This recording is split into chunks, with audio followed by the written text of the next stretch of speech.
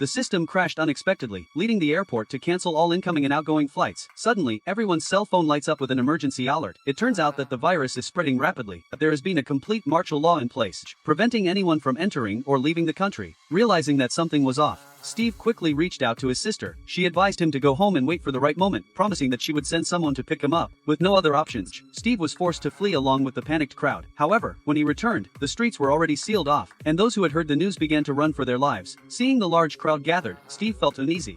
He quickly parked his car on the side of the road, grabbed his luggage, and headed home on foot. However, when he came back to his neighborhood feeling worn out, he found the scene filled with heavily armed soldiers controlling a man who was being escorted to a safety vehicle. From his twisted face and limbs, it was clear that the neighbor had long since undergone some sort of mutation. Steve's head was spinning, and the thought of escaping the town grew more intense. However, the next day, his sister delivered the troubling news that the virus was spreading much more quickly than the officials had anticipated, and they were preparing to establish a quarantine zone to manage the situation. There's a virus, and the police are making everyone evacuate.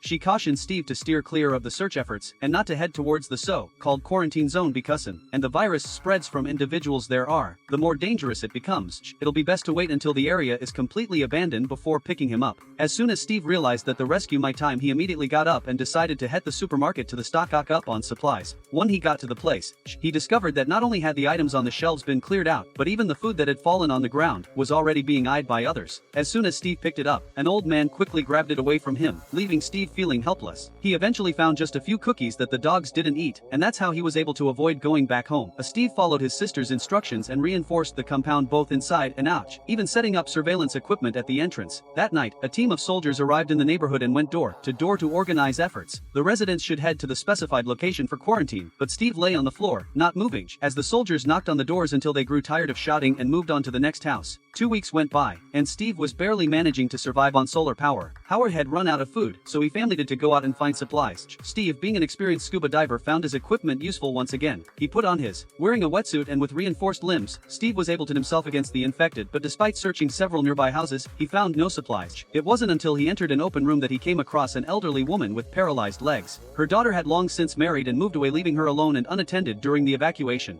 Steve felt for the elderly woman, but he didn't. I don't have any food to share with her, but she smiled and said she knew the area like the back of her hand, and with her guidance, Steve discovered he stocked up on plenty of food and even got himself a motorcycle so he could venture out further to gather supplies.